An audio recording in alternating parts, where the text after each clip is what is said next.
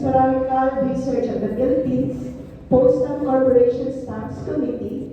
He is also a board member of the Philippine Historical Association, an associate member of the National Research Council of the Philippines, and a lifetime member of the Philippine National Historical Society and Asosasyon ng mga Dalubhasang Mahilig at Interes sa Kasaysayan or ADHICA ng Pilipinas Incorporated.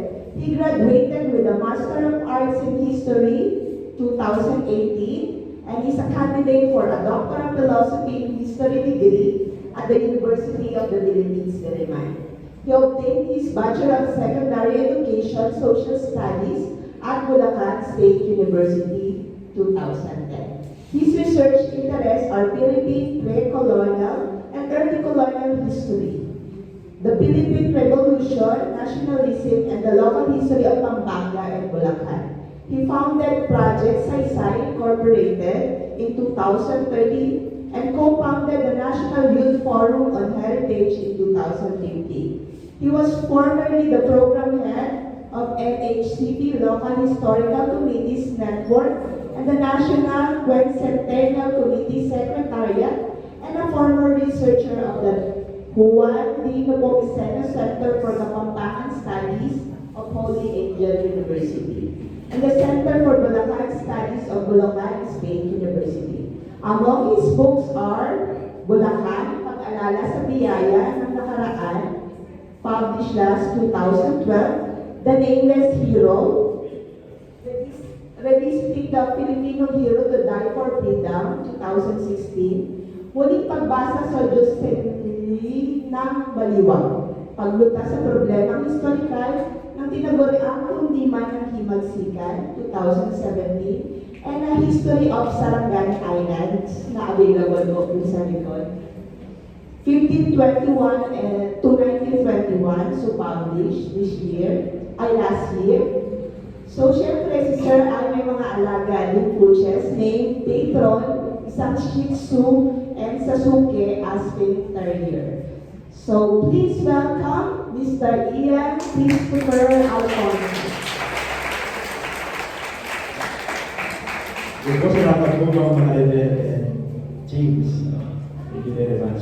And also, salamat din kay Ma'am Rochelle dahil hindi dahil sa kanya kita rin dito. No? And gusto ko lang din acknowledge ang isa sa mga publisher pa. Kanina na-acknowledge si Sir Mark Cares, ang financier ng Dogs of Philippine History. Ang isa pa niyang co-publisher, aside from Philippine Historical Association, ay ang Project Saysay, kung pumili kayo sa Project Saysay. Nandito po ang Executive Director ng Project Saysay. Kaya sa po yan. Isa sa mga director ng Project Saysay, Yukian Bayani. Sama sa Import Esther Rosales. So, hindi ko masyadong gawin preview itong lecture na to dahil gusto ko open forum agad. Kaya natawagin ko natin ang moderator, Professor Charles Puma.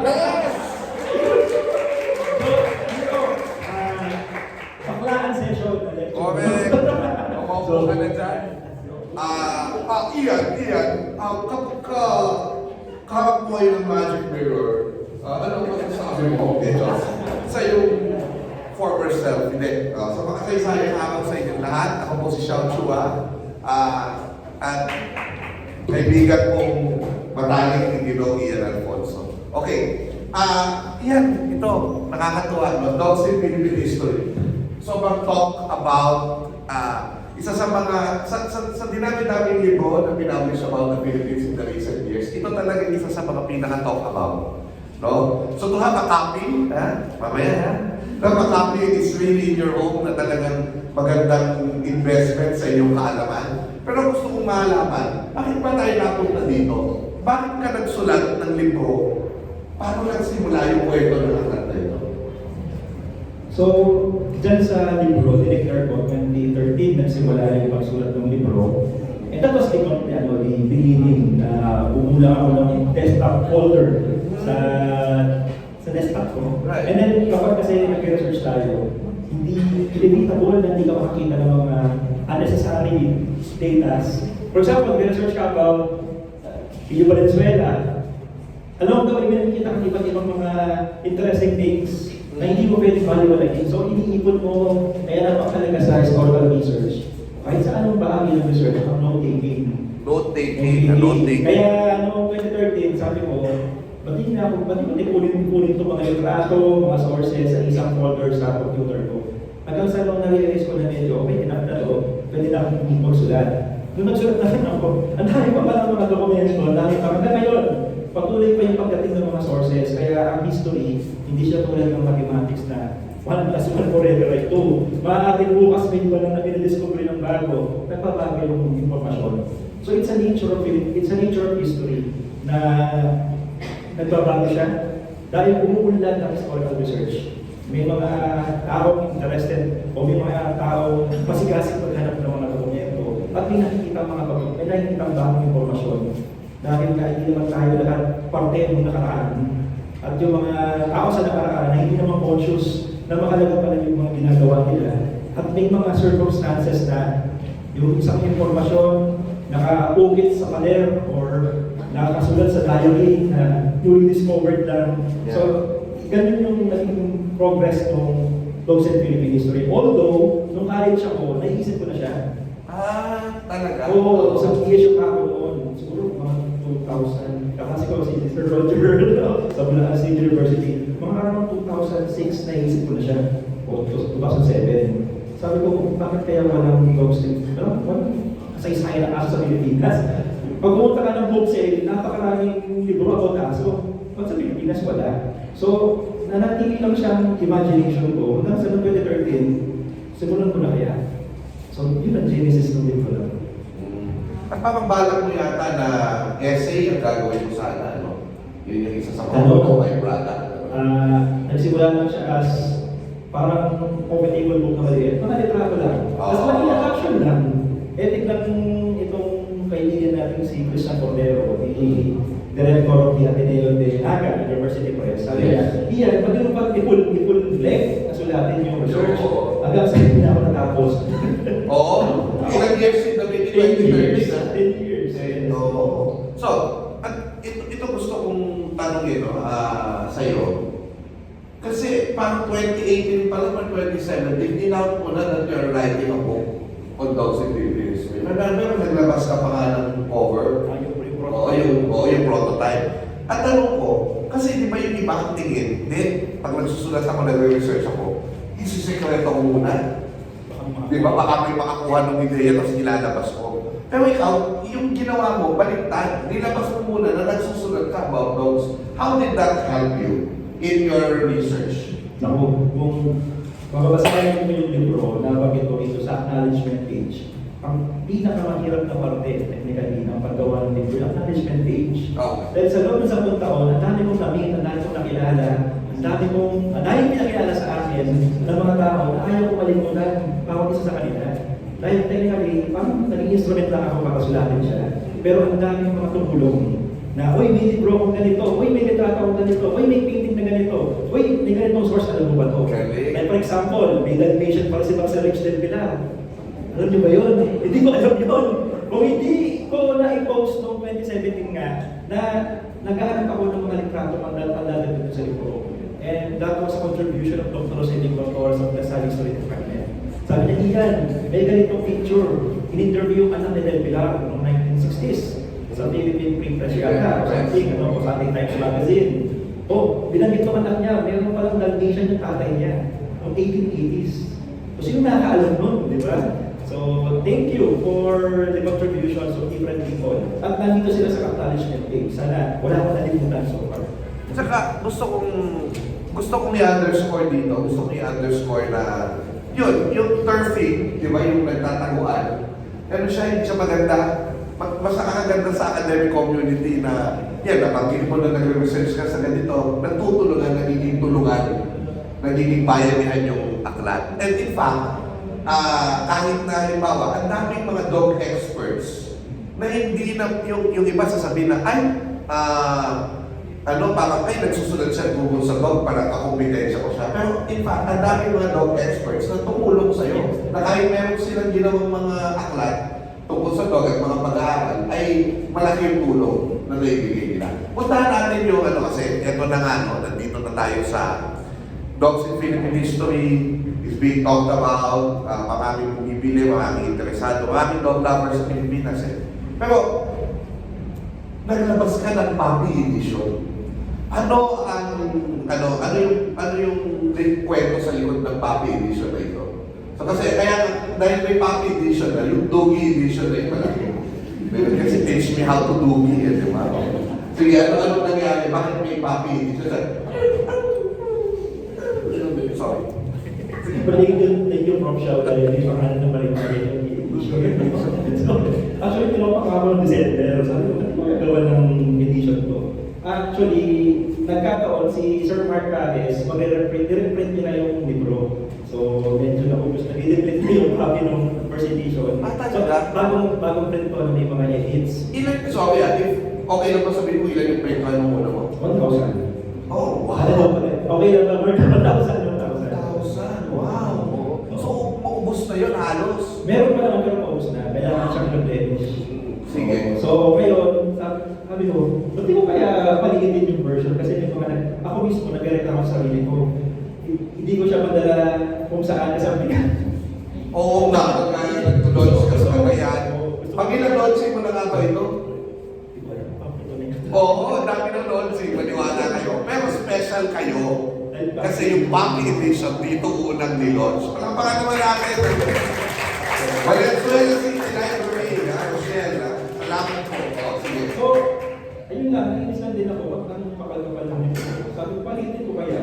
So, at meron din nagsasabi na medyo pricey kasi yung libro dahil nga full color, yung papel, ang kamahal. 1.5. So, ano kaya yung something na pwedeng gawin para mapamura? Palitin ko na lang. Hindi, akala ko, hindi ba yung idea nga, either pa-read mo, selected chapters lang, gano'n. Pero, napaliit mo siya, pero yung lahat nandito. Nandito pa rin. Pero ang ano lang, na-challenge lang dito, medyo may ko lang yung font kasi kailangan niya mag-adjust sa size. Kasi pag pinaliit mo lang yung original size, Sobrang liit sobrang liit na lang po. So, kaya bumabal siya. From 720 pages, naging 966 pages na siya. Kasi kailangan mag-adjust ng font at ng pages. So, ang for practical reasons lang, para madala natin sa kung gusto nyo mag-inuman, dala nyo lang. Actually nga, gusto ko na mag-Bible study eh. Mag-Bible study. Mag-Bible study tayo. Saka pupunta ako sa misa. Di ba? So yan ang dog siping. Parang si Marcelo instead bilang bimadasalan ng tuksohan na pinamigay ni Hoyo.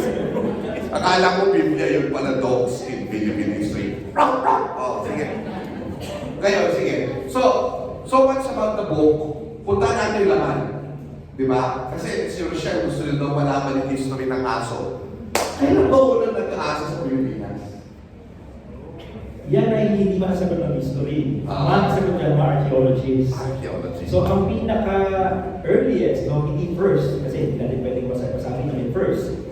Earliest so far na na-discover ay sa El Nido, Palawan. Noong around 3,800 years ago. El Nido? El Nido, Palawan. Madami bang gatas to? So, then next ngayon yung sa Lalo, Cagayan, nagsabaran Lalo, Cagayan, na around 3,600 years ago. Then tinanong ko yung mga archaeologists, at bilang communicator, ang hirap naman banggitin na 3,800 years ago. Pwede ko bang i-round ko? 4,000 na lang. So sabi nila, basta gamitin mo, nearly 4,000 years ago. At least, sa span ng panahon na to, may aso na sa Pilipinas. 4,000 years ago. Yes. Sa El Nido at sa Cagayan yung earliest. Nahubay ko rin. So, ibig sabihin, kung 5,000 years ago, dumating yung mga Austronesians, mas nauna pa yung mga Austronesians Well, sa aso. hindi natin masabi na hindi nila kasabay ang mga aso. Kasi ang theory ng mga anthropologists, archaeologists, nung dumating yung mga inuno nating Austronesians, sana wala lang, baka naniniwala mo kung dito Sa na, Indones Malay. Kita pala Indones Malay galing, no? Hindi po totoo yun. May bago na, Austronesians. Ito yung mga inuno natin na mamangka, na galing sa mainland Asia, especially sa Owa Binya, sa South China. And then, na-realize nila na dahil palang lupain sa ilalim ng China. May Taiwan, may Pilipinas, may Indonesia, nakarating sila hanggang Hawaii, New Zealand. ng Madagascar. So, ang sabi ni Peter Melville, meron daw big three na dala ang mga ninuno natin nung sila'y nag-people, pinipol, nanirahan sa mga islang to. Manok, baboy. Manok dahil kailangan nila ng ito, o kaya something, no? Baboy for protein, gold protein, ito. At of course, aso, hindi pa nakainin for hunting purposes. Hunting. Kaya, very essential sa kanila, sa pananakot nila ng mga ninuno natin na nakot, pananakot nila o colonization sa Pilipinas, na madagay nila silang essential goods na gagamitin nila sa araw-araw. So, kahit na archaeologically, for around 4,000 years ago na yung mga aso, possibly, kasama na sila ng mga ancestors natin. Kasi naman, hindi natin alam, nasaan pa yung mga ibang remains ng mga aso sa Pilipinas. Kaya patuloy na pag-ukay ng mga archaeologists para maintindihan natin yung nakaraan natin. At ito ang nakakatuwa. Nung nahukay nila itong mga aso ito sa El Nido, sa Cagayan, para daw sila nakalibing ng parang tao. So hindi sila parang namatay lang doon sa lupa na yun. Hindi sila nasadya. Malapit sa grave sites ng mga ninuno natin. So ang theory ng mga archaeologists, which I subscribe, ginagalang ng mga ninuno natin itong mga aso ito. Bilang pagkilala, maaaring sabihin natin, dakila itong aso ito dahil nakapagbili ito ng napakaraming hunt sa community. Nabuhay niya yung community. Kaya binigyan siya ng parangal na dilim. Or baka na lang siya nung may-ari niya. Kaya inilibig siya ng maayos. Kasi akala natin, pupunta tayo sa next question, kasi akala natin, di ba, na yung mga aso, dahil sa archaeological find na yan, akala natin yung mga pag-aalaga sa aso, pagpapalaga sa aso, yung binibihisan mo yung aso, dinadamitan mo, ngayon lang, actually, nung panahon pa ng mga ninuno natin, especially nililibig, kasama ng mga ninuno natin. At of course, madali nang maintindihan yan na ang aso, di ba sabi mo nga sa aklat na yan, kaya nga pangangaso, o good word na hunting, yung pangangaso, ay katulong mo yung aso sa pagkuha ng ginhawa. Di ba? Ginhawa ng bayan, saka ng personal, yung mga pagkain nyo, etc. At siguro, dahil ginhawa din yung pagiging kasama mo siya, di ba baka naaaliw yung tao, pupunta natin ngayon yung aspin. Di ba? Kasi yung aspin, yung tinatawag nating askal, di ba? Ano yung pinaka-earliest record mo nito? At kung kailan ba ito nagkaroon tayo ng consciousness ng aspin? Yung mga aso ba na Austronesiano, aspin na yun sila?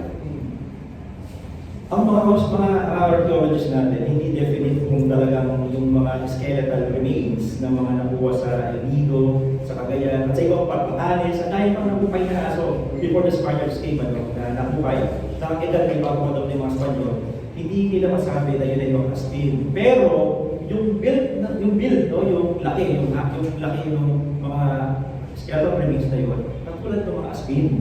Ngayon, merong tinatawag na phylogenetics. No? When we say phylogenetics, studies natin ng pag-trace ng mga pinanggalingan ng mga species using DNA. Nung inaral ng mga phylogeneticists, yung mga aso sa Pilipinas, sa Indonesia, sa Pacific Islands, na-trace nila na yung pala mga aso sa Pacific galing sa Pilipinas. At yung mga aso sa Pilipinas, yung askina, galing naman sa mainland Asia. Ibig sabihin, talagang dala nila sila dito ng somebody. At nagja-judge sa theory na dahil Bellwood, daming dala-dalang aso yung mga tinuno natin. So, lumalabas na mukhang yung mga El Nido dog at yung lalong dog ng Cagayan ay mga aspin. Kaya yung drawing dito ni Derek Mahutay, nakikita niyo ito, marami sa mga illustrations na ito, dinrawing ni Master Painter Derek Mahutay, na kaibigan din ng Valenzuela yan kasi may mga pinainting siya na history ng Valenzuela. Nakita niyo yung isang vignette dito, yung pagdating ng Austronesian na may aso kasama. Now, tanong ko tungkol sa aspin. Ngayon, pag sinabi mong aspin, di ba for many years, askal nga yung tawag, pinapabayaan sa kalye, di ba parang hindi tayo natutuwa sa kanila. Pero ganun ba yung touring ng mga ninuno natin doon sa Sorry, doon sa asong Pilipino. By the way, dapat hindi Prof. Shaw kung drawing na to. May mga postcards dito na. May At yung postcards. 500? 24 set, isang set ay 24 designs na doon po, binibenta. 500. Sobrang mura na yan, ha? O, kasi special po yan, ha? Maka-painting ni Derek Makutay. O. So, Derek yes. Makutay. Nabanggit ni Prof. Shaw yung painting na to. Hmm. Actually, ang inspiration dito ni Derek Makutay ay yung mga asong gubat ng Mindanao. Asong gubat. Mukha silang aspin, pero ako naniniwala ako dahil for the longest time, yung mga asong gubat ng Mindanao ay hindi naka-encounter ng breed. Kasi hindi naging mongrel. Kasi ang mga aso sa Pilipinas, mongrel na halos. Marami ng DNA sa dugo ng isang aspin. Pero makapansin mo, nananalig pa rin yung build niya. Parang merong isang shape yung mga aspin sa Pilipinas. Pero yun nga, iba-iba na yung, hindi na preserve. Yung speed, yung breed man ang ituturing sa kanya. Pero itong asong kasi, na for the longest time, na-isolate siya. Together with, nakakasama lagi siya ng mga kapatid nating mga IPs sa Mindanao. Bago ba maging matulog ang asong gubat noong 2020? Kasi during the pandemic 2020, biglang pumatok yung balita ko sa existence ng mga asong gubat. Noong 1980s, I forgot the exact year, nabalita sa Mindoro na may mga kakaibang aso sa Mindoro na alaga ng mga mangyan. Exotic. Na sila ay kamukha rin naman ng aspin, pero kakaiba ang kanilang behavior sa ibang mga aspin. At baka mamaya ito yung asong gubat at yung mga hunting dogs ng mangyan, baka ito yung mga original aspin na hindi nahaluan ng ibang breed. So ngayon, I fully support the move of PCCI, the Philippine Canine,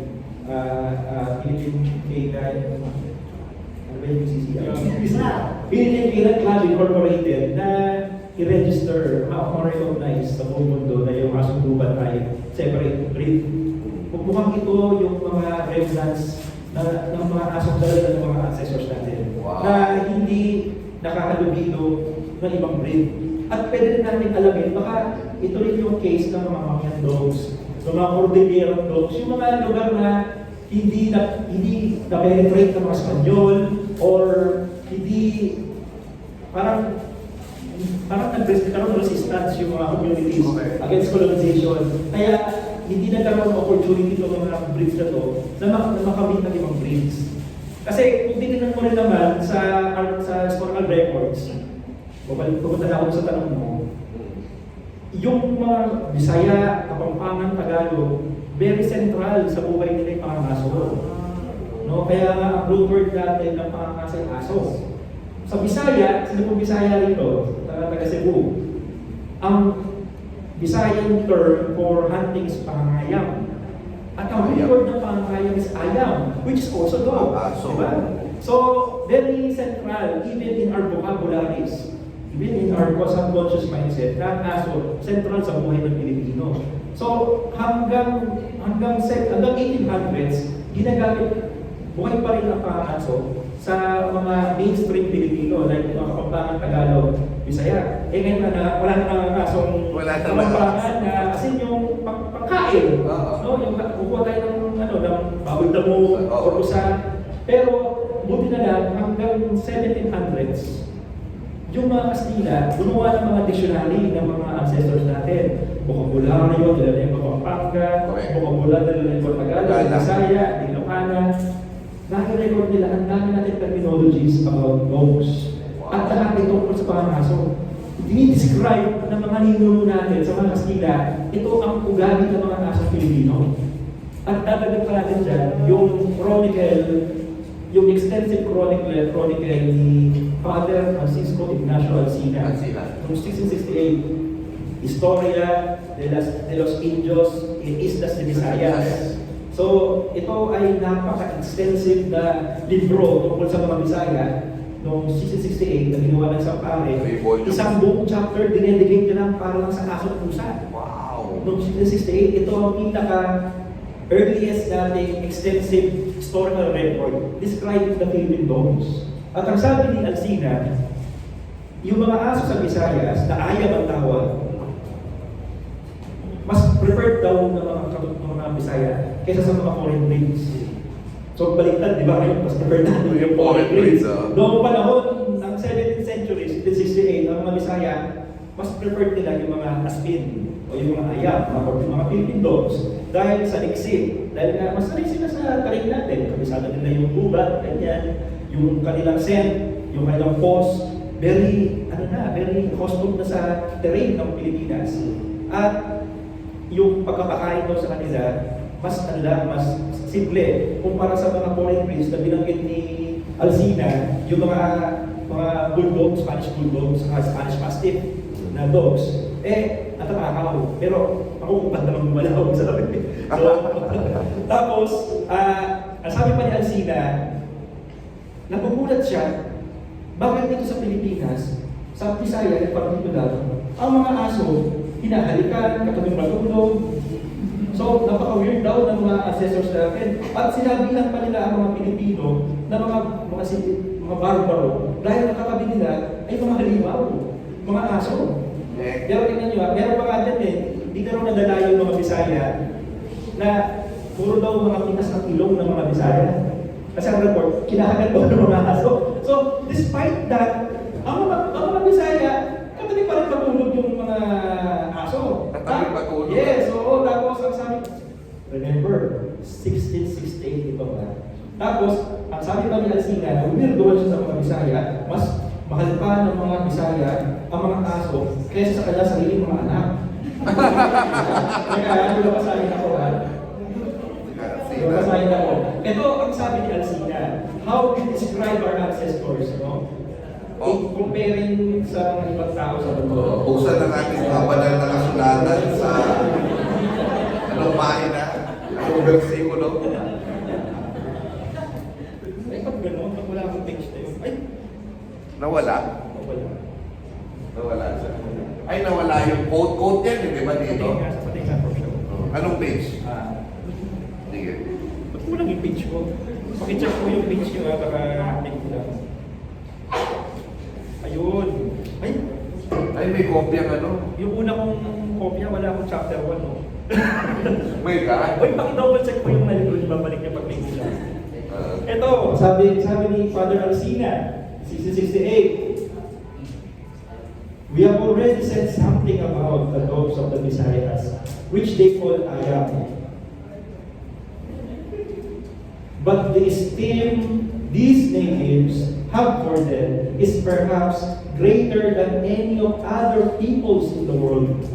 So, wala pa pantay daw ang pag-regard ng Pilipino sa aso. And that was a viewpoint of a foreigner Okay. to a Filipino permanent in 1668. Ngayon, masingit ko lang na kahit ang mga Bisaya o yung Alcina, nandidiri daw ang mga Bisaya kapag nakakarinig sila ng kumakain ng aso. Patunay na wala sa kultura ng mga Bisaya ang pagkain ng aso. Na 1668. naging parang naging isang nung sa St. Louis ba yun, na may mga Bisaya at yung ganaw ng makain ng aso. Ano kung tindera, pero sa kanila niya. Sige, pag-usapan natin mamaya. Pero punta natin yung Askal o Aspin. Paano naging pababa na yung kanilang status? Ano yung transition? Okay. Bakit? Ano nangyari after all? Ang ganda-ganda ng remarks ng mga ancestors natin sa aso. May ito, walang makapagsabing historical record. Ito ay inference na lang, interpretation na lang natin. Okay. No?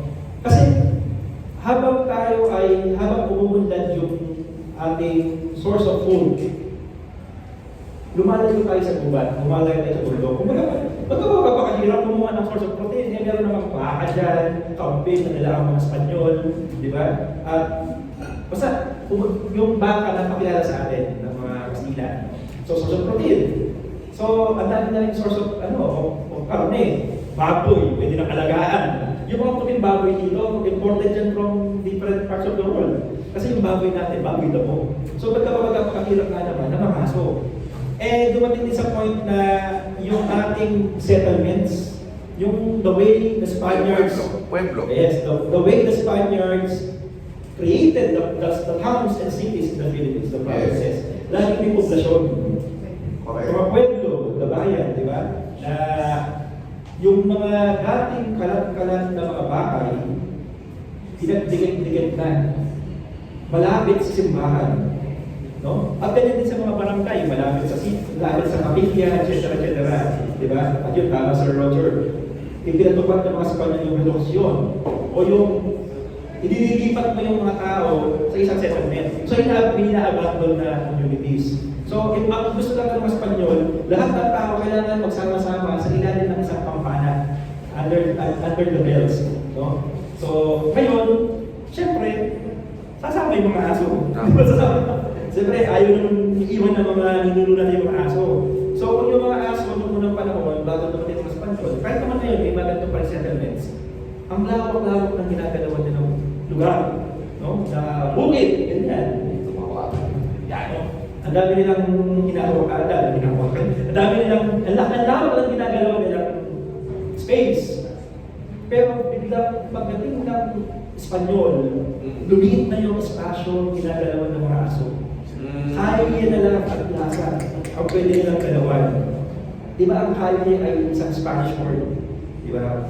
Daan, no? Kaya nagkaroon ng asong kalye, askal. Kasi nga, nasa kalye na sila. At kalye na lang ang space na pwedeng galawang ng mga aso.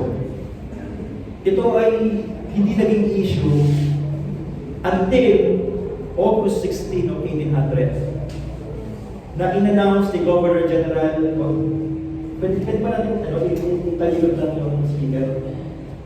Yan. Okay, speaker lang naman natin. Okay. So, August 16 of 1800, ano nangyari? For the first time, in-announce ng Governor General ng Pilipinas na nakapasok na sa Pilipinas ang rabies. Yun.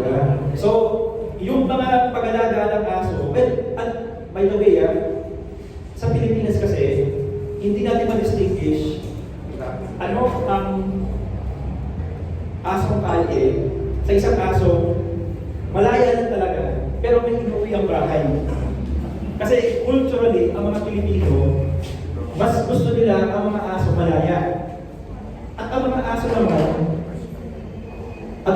naman, accustomed na hindi nakatali at nakulong.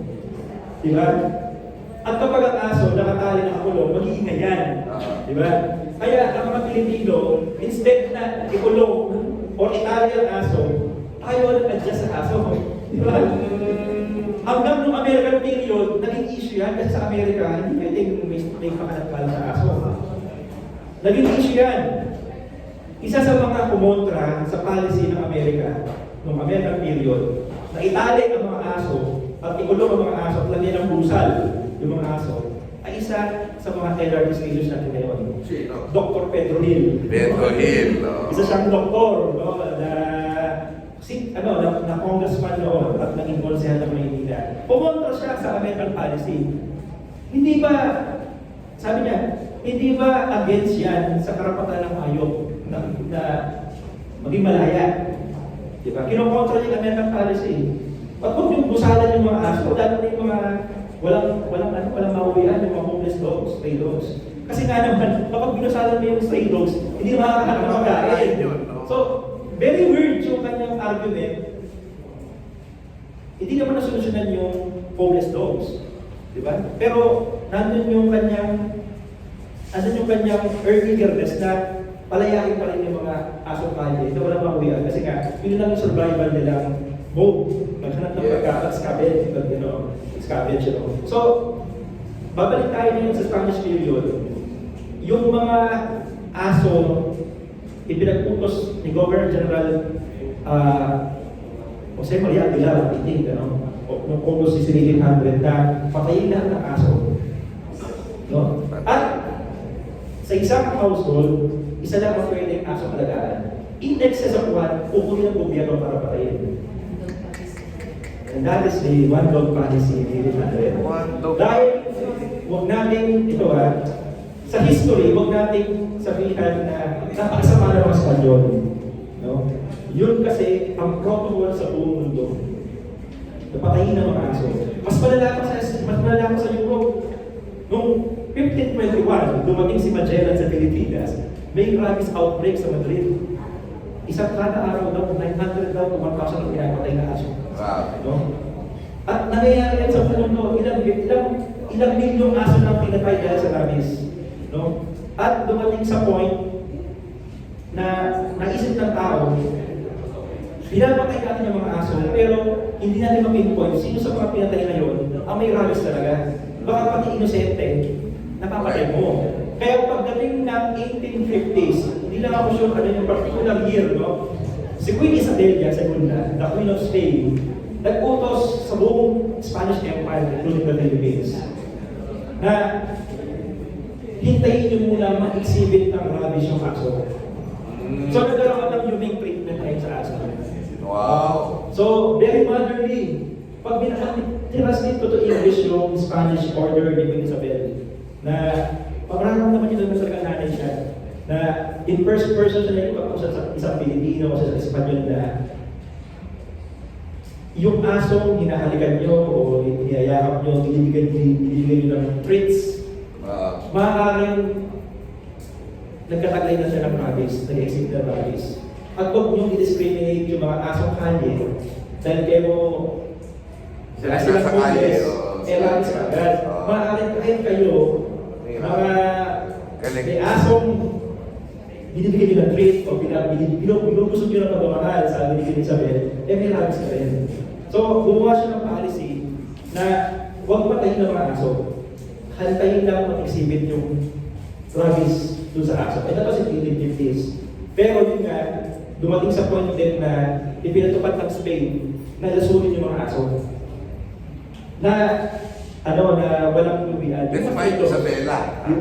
Despite Isabela. Kasi nga, wala silang lumian, dumarami yung population ng mga asong kalye. So, kailangan i-destroy daw yung mga aso. Yung mga aso kalye. Ibig sabihin, kung may maraming pinatay na aso, may mass grave ito mga ito. Yes, may record, 1875. Lahat ng mga asong napatay sa Maynila, ililibing lahat sa beach ng Bagong Bayan, which is now Rizal Park, hanggang Tondo. Bakit sa Rizal Park ilibing? Kasi nung panahon na yun, walang nakatira sa Rizal Park. Dati siyang bayan ng Maynila, dati siyang town. Nilinis yan noong Spanish period dahil for security purposes. Kasi nakaharang yung simbahan, nakaharang sa vista ng Intramuros, paano kung may umatake sa Maynila, nakaharang yung simbahan ng Bagong Bayan. No? Tapos, kaya nga, napansin ninyo yung Nazareno, Yung simbahan, nandun sa harapan ng... bakit siya dinadala sa Quirino Grandstand sa Rizal Park?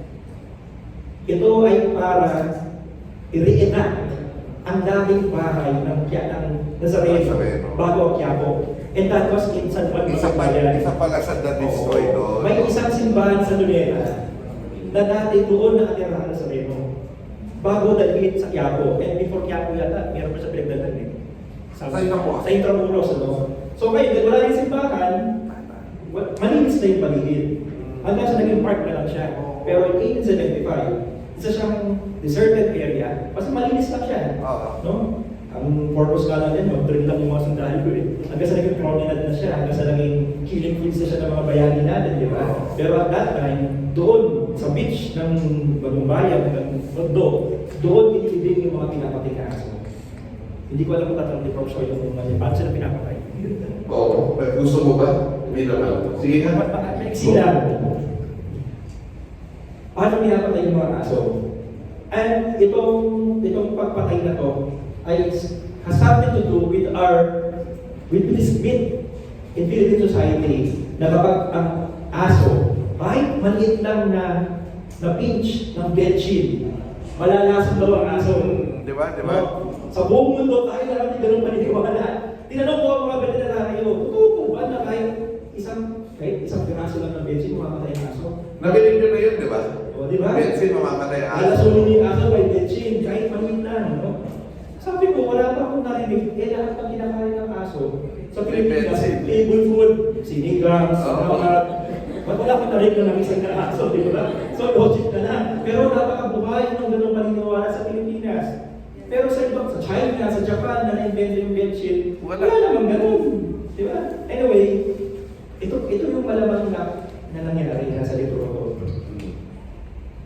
Noong 1870s, ipinatupad sa Pilipinas yung way ng paglason sa mga aso. And that was through strychnine. Strychnine, isa siyang substance na crystalline. Para siyang tawag sa betchin. No? Na ipinapahid sa karne. At itinatapon sa mga kalsada. Grabe, no? At kapag yun ay nakain ng aso kalye o ng homeless dog, bumamatay yung aso.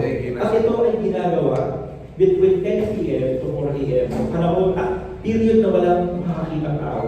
At pagdating ng 4 a.m., yung mga basurero ng Maynila, kinokolekta yung mga aso. At hindi mabinang na patay na aso ang nakakolekta araw-araw. Kaya dinesignate nila yung Rizal Park. Di ba Rizal Park ang tawag yun? As libingan ng mga aso yun. So, ito ngayon, meron mga mayor ng Maynila. At that time, maraming mayor ng Maynila, hindi lang isang mayor ng Maynila. Noong American period lang nila ginawa, isa na lang ang mayor nyo. No? May sariling mayor ang Quiapo, ang Sampano, ang Santa Ana. Pueblo lahat yan. Oo. So ngayon, may 4 na mayor ng Manila. Quiapo, Sampano, I forgot the 2, no? Basta, isa doon Quiapo at Sampano. No? So, lahat sila nagreklamo sa governor ng Maynila. Manila din was a province, no? Ngayon ay Rizal na, Metro Manila. Excluding Valenzuela. Dahil ang Valenzuela ay parte ng Bulacan. Bulacan yan, no? ulo. Hindi siya parte ng Maynila dati. Anyway, nagreklamo yung 4 na mayor ng Maynila. Sabi nila, hindi na namin matiis ang ginagawa niyo sa mga aso. Kung gusto niyo, huwag niyo kami i-deputize na pumatay ng aso, ilipat niyo sa mga Guardia Civil. So, even the politicians at that time, hindi na matiis, nakikita pinapatay yung mga aso. So, kumbaga parang nandun pa rin yung latte na pagmamahal natin sa native dogs. Na in-exhibit yung 4 na mayor na yun. And unfortunately, wala na tayong narinig doon sa 4 na mayor na yun. Sila ba ay ipinakulong ng mga espanyol dahil kinontra nila yung policy? Di ba? Kasi ito ay nakatago sa mahabang panahon sa mga Pilipino itong kwentong to. Kasi pag sinabing Spanish period, lagi na lang ang binibigyan natin yung mga reform movements, yung revolution. Pero may mga Pilipino pala noon na tumindig para sa iba't ibang aspect ng society na may problema. Of course, one of them is the dog problem. May tumindig para sa mga aso. Ang tanong, saan natin narinig yan? Ayun. Okay. Ganito, may tanong pa ako kay Ian, pero mamaya na yun, tungkol sa foreign breed. Yan, mamaya. Meron ako isang tanong na, and then, kukuha na tayo ng tanong sa inyo, and then, tatanong ko yung last question about the foreign breed. Para naman may audience participation tayo. Pero, ano mga favorite part mo sa libro yan? May favorite part ka ba? Kasi syempre lahat to favorite mo kasi anak ko to eh. Pero kung ikaw ay mamimili, may kwento ba, specific story na o part ng book na gusto mo? Siguro, aside from itong dog war na tinatawag, yung quest natin para makarating ng anti-rabies vaccine sa Pilipinas. Yun, galing no? Kasi yun yung pag-asa ng mga aso. Kaya lang naman pinapatay yung mga aso dahil sila yung source ng rabies. No? At kung ikaw man ay makagat ng aso, automatic, sasabihin nila, mamamatay ka na sa rabies. Kasi nga, wala yung anti-rabies vaccine. No. At tandaan natin, yung vaccine ngayon, bakit siya napupunta sa atin? Because may refrigerator na. And in fact, kapag wala tayong refrigerators, hindi makakarating yung vaccine. Paano ba pinakarating yung vaccine dito, no? Wala pang refrigerator? Okay. 1885, balikan natin yung biology class natin. Na-discover ni Louis Pasteur yung anti-rabies vaccine sa France, sa Paris, 1885. Nakarating lang sa Pilipinas ang bakuna ng rabies, 1910. Ang haba ng panahon. Pero tingnan nyo 1885, na-discover ni Louis Pasteur yung bakuna against rabies. 1887, inadapt ng Spain ang bakuna. Right. Ang Spain and that time, under the time ng Spain, di ba? Magkataka ka, bakit sa Spain, sa Madre España, sa Madrid, may bakuna? Eh sa Pilipinas, walang bakuna. Ang tanong, ang concern doon, develop na yung electricity sa Europe. Sa Pilipinas pa develop pa lang. Bakit? Kasi Prof. Xiao, kailangan ng cold storage facility. No? At doon, napakalayo pa rin ng biyahe from Spain to the Philippines. Via Suez Canal. Balikan niyo yung pagdating nila Rizal sa Europe, di ba? Ang haba, isang buwan na halos yung lakbayan nila. Oo, isang Ang haba. haba. Mamamatay yung RAB, yung vaccine. Yung vaccine. Alam mo saan na nilalagay yung vaccine? Noon? Sa Rabi. Sa Sa Rabi. Pero nung unang panahon, nung una tayong nabakunahan, nung Malaspina Expedition, Yeah. ano ba taon yung Malaspina? Yung unang bakuna sa Pilipinas against cholera, tayo ang isa sa mga nabakunahan sa buong mundo, ang Pilipinas. Kaya pag pumunta kayo ng Intramuros, may monumento doon yung isang hari ng Espanya. Sa tapat ng mga Ito ba yun? Carlos Laporte. The fourth, kwarto. Yun ay itinayo ng mga Pilipino bilang pasalamat ng mga Pilipino kay King Carlos Laporte. Dahil naligtas tayo sa smallpox. Smallpox. At nabakunahan tayo. At nagkambagan yung mga Pilipino. Ano yan? The Balmis Expedition. Balmis Expedition. So, ano yun? 1824, kaya 200 years din monumento na yun. Anyway, so, hindi na bakit yung bakuna. No? At yung bakuna na yun, nakarating sa Pilipinas, hindi dahil sa refrigerator. Hindi. Meron silang dalang mga bata galing Mexico. Yung bata pa sila yun yung antibodies. sila yung antibodies. Oo, so may kinukuhanan sila, di ba? Ang logic ng bakuna, papasukan ka ng sakit para bilhin yun ka, di ba? So ang dala-dala ng Balmis Expedition noon, noong 1810, Mga bata from Mexico. Ngayon, sa kaso ng rabies, hindi naman kayong tao yung lalagyan mo ng rabies, di ba? So, rabbit lang ito. Rabbit! Ngayon, yung rabbit namamatay sa biyahe. Kaya meron tayong sa history ng Asia, nagkaroon ng race for rabies. At si Louis Pasteur ang nagpadala ng bakuna sa Asia ng rabies. Kasi di ba, may French Indochina. Di ba? Ito ba yung Vietnam, Laos, Cambodia? Di ba? Daming colony ng French yan. And French si Pasteur, di ba? At ang capital dati ng French Indochina ay ang Saigon. Na ngayon Ho Chi Minh, di ba? Ngayon, may isang estudyante si Louis Pasteur na noong 1891, successfully nakarating sa Saigon yung specimen ng bakuna ni Louis Pasteur na hanggang ngayon, nag-exist pa rin yung bakuna na yun. Yun yung Institute Pasteur, the Pasteur Institute ng Saigon, ng Ho Chi Minh. Hanggang ngayon, may pa rin yan. So, nailipat sa isa na namang rabbit?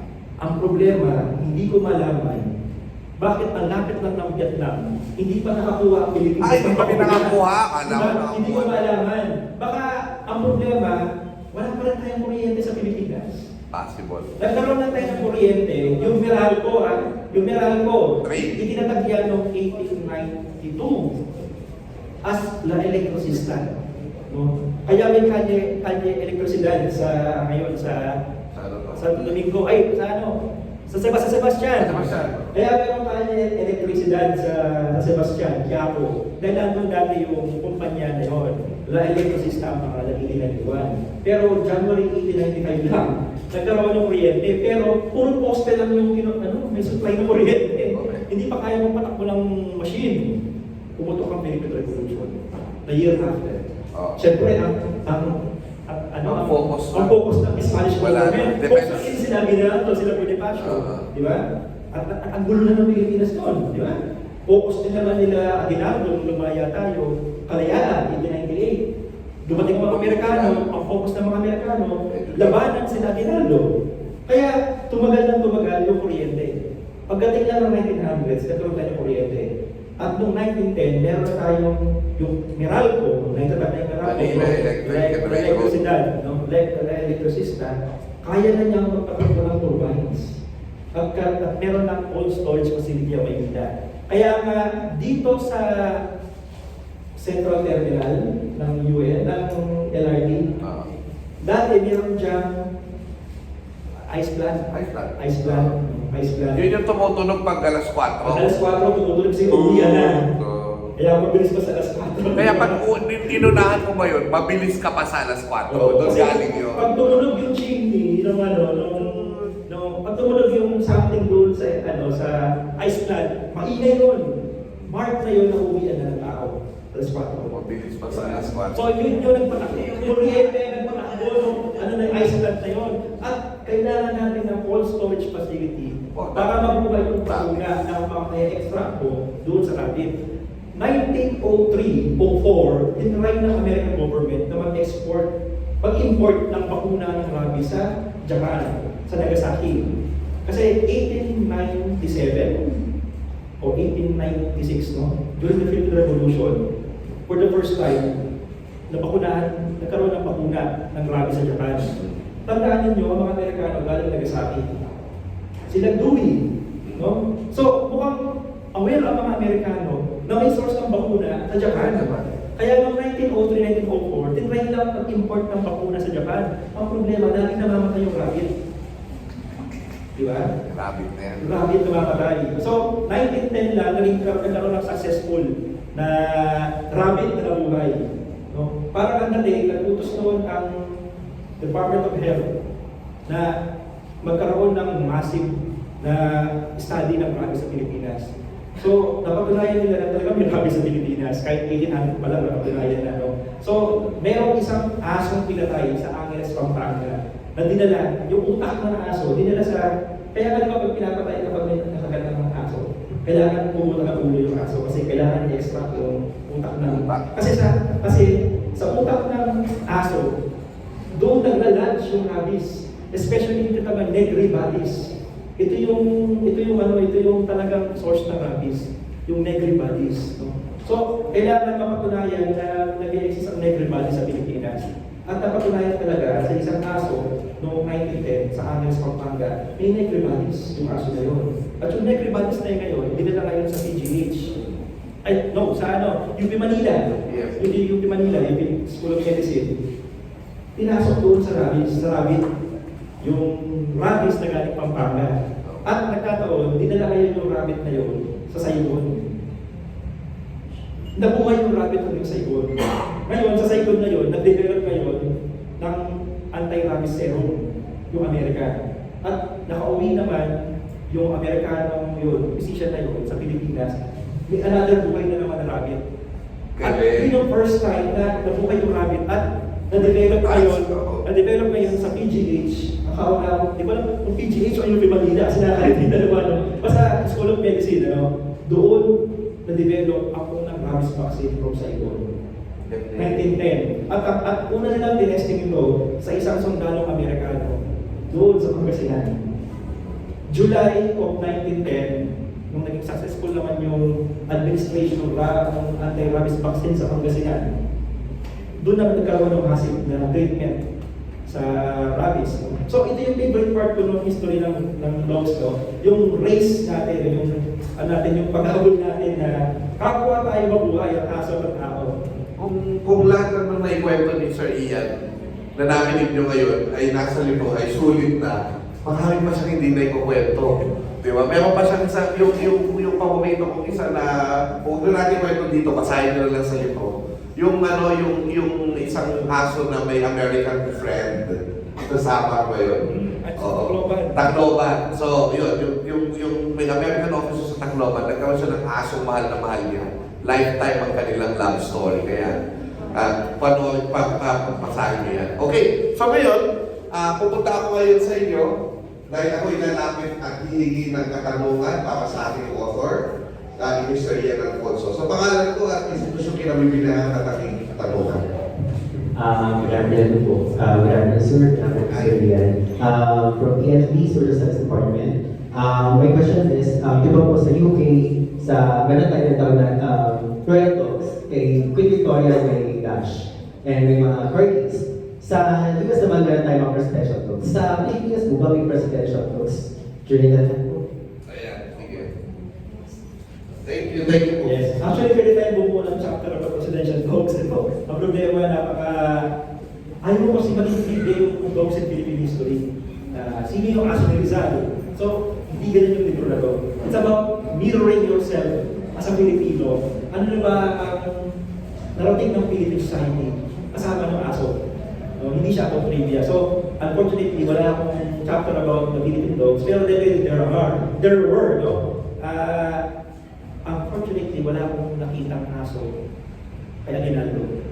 Mukhang hindi siya piling sa aso. At wala rin picture, wala rin document na nag-alaga siya ng aso. Hindi ko naman depende sabihin na hindi siya mahilig sa aso. Even yung kanyang mga descendants, hindi nila masabi kung May aso. may aso lang kayo sa ginagawa. Okay, thank you po. Next. Oh, yun, si isang dog lover din, di ba? Marami siyang dog. Si Usman, si Berganza, Si Syria. si Syria, at yung anak niya, yung papi ni Syria. Meron po ba? Pero trivia yun eh. Oo. Meron ka po ba? Katanungan? Wala? Anyone? Oh, teka, may Kirino ba? Yung video ni Kirino Comics. O, bigyan natin ng Kirino yung magtatanong mo. Yung first two. Ayan, o.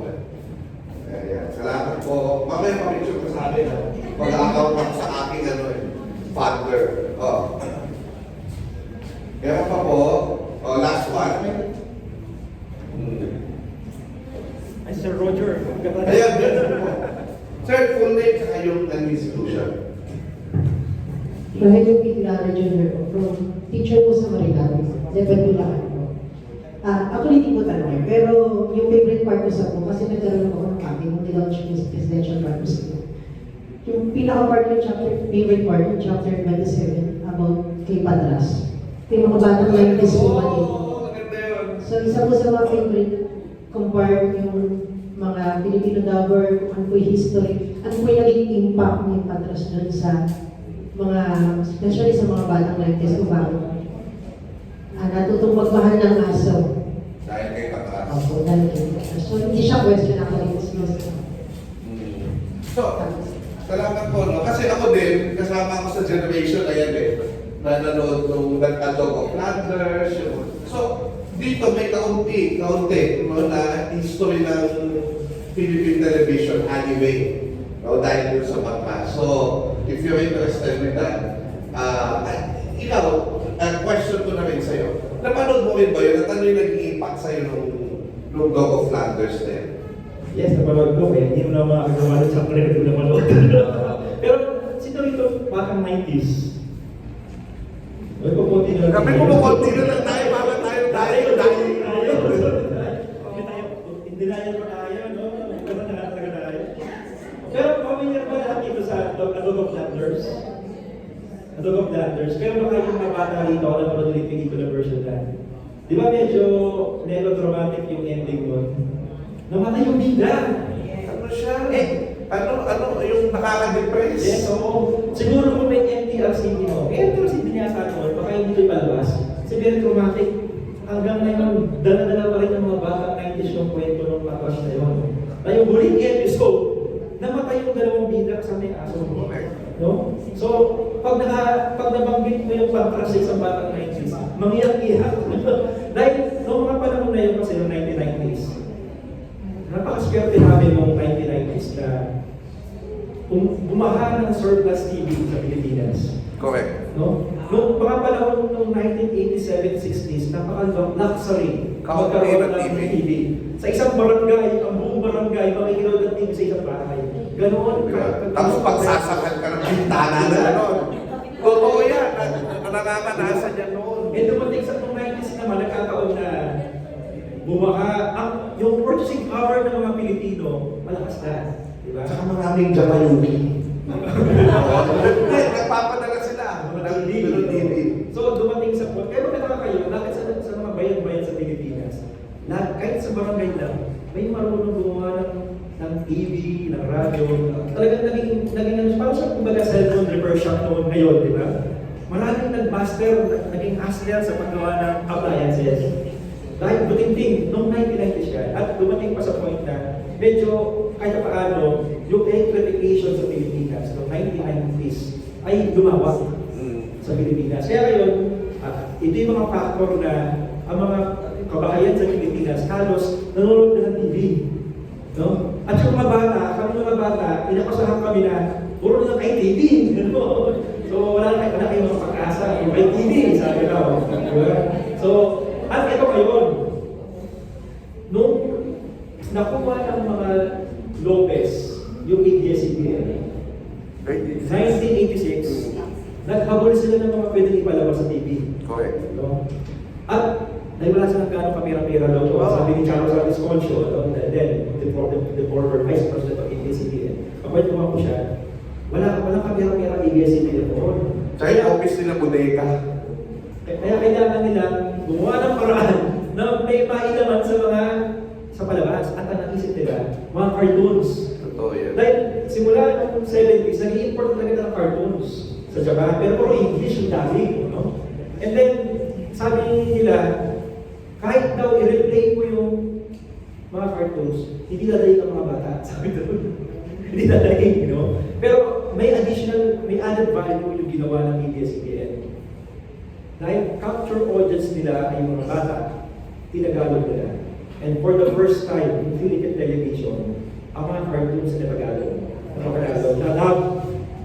Noong 1970s and 1980s, meron na mga pinadawit ng Tagalog ng mga palabas. Puro mga, alam mo yung... Walang TV ang mahirap nun. Oh, pero may mga may mga palabas na Tagalog. Tinry Tagalog din ng IBC 13, saka ng RPN 9, ngayon lang siya ng Philippines.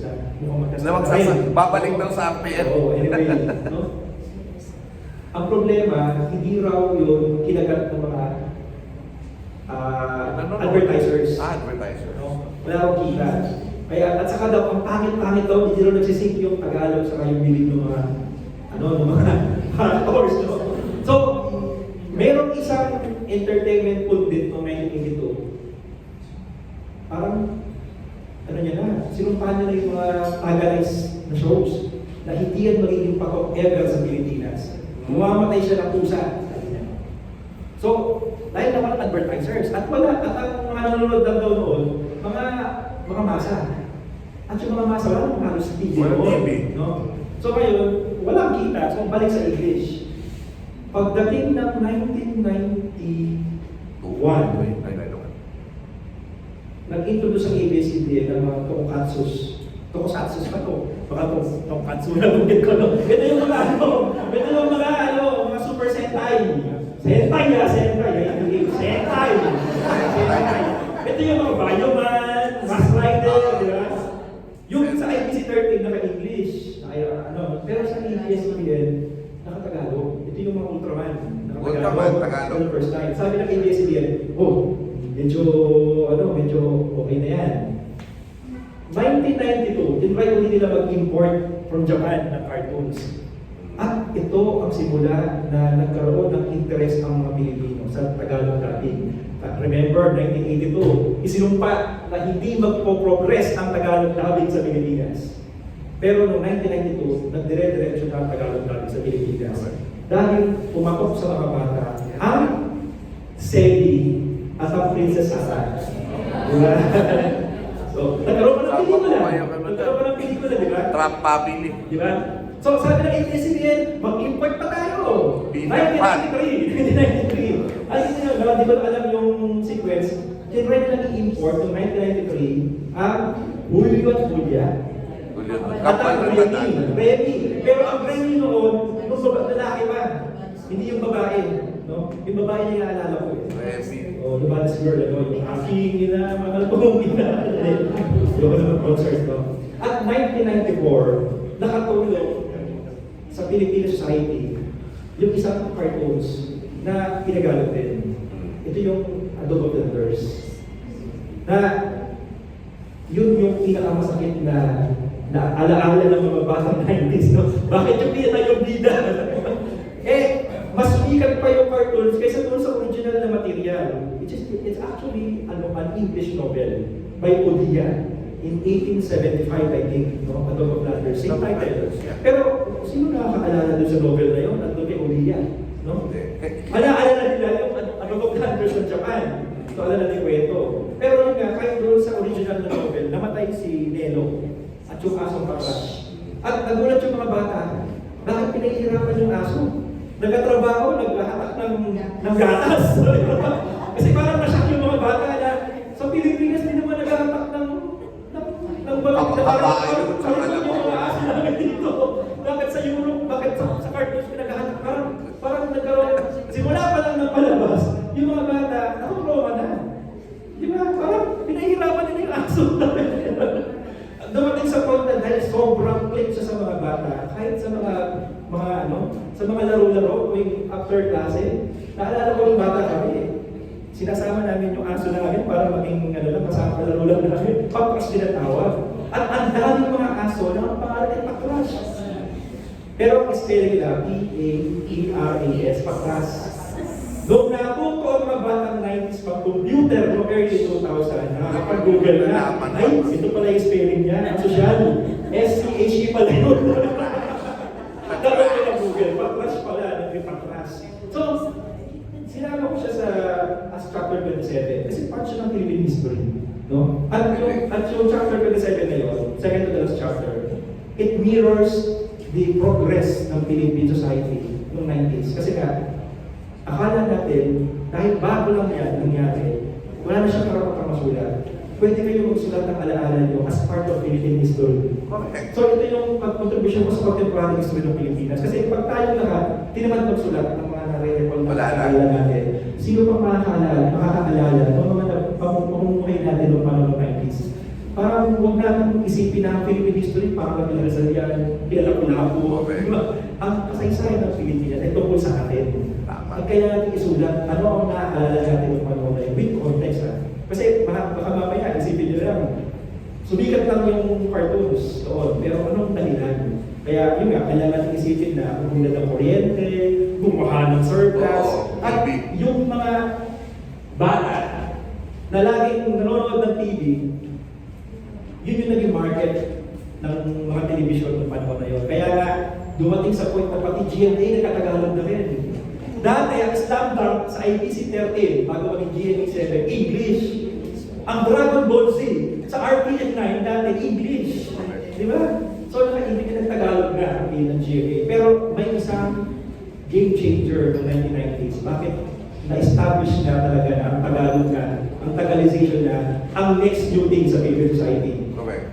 Ano? Noong RTN 9, biglang tinagalog ang isang Mexican novela. Maniwa. Kasi nga, napansin nila, uso na yung Tagalog. Remember, in the 1980s, sinong pagdala siya lugar sa Philippine society. Correct. No? Pero ang Marimar, ayan. Tignan nyo, pag yung mga nag-dubbing noong 1990s, dumami na kayo ng trabaho. Nung nabigyan sila ng Inawin, Biblia Corta. Diba? At yung mga bumuo ng Meteor Garden, no, sila rin yung mga nag-dub nung Princess Sarah, nung Sedi, no? At kung bakit tayo nagkapumaling sa K-drama, Sangkay. sa mga ang dahil nila sa nangyari ng 90s, ang dahil sa cartoons, nabigyan ng pag-asa yung natin. At kasama doon, sa point kong yun, yung aso si Patrash, na kahit foreigner siya, naging Pilipino siya. Okay. So, kung wala yung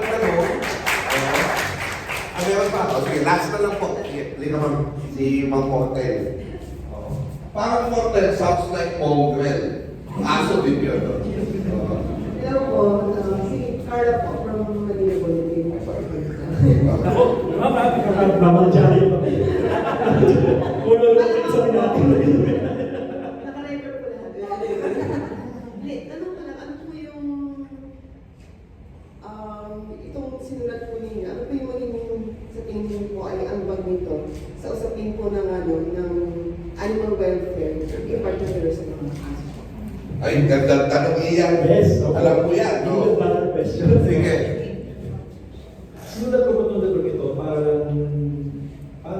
hindi lang may maisulat ako ito. Well, part doon, dahil may hindi ka interest ako sa kaso. No? At kaya, it's about time to magkaroon sila ng boses sa kasaysayan. Pero ang ultimate goal nito, yun nga, maging mirror siya ng Philippine society.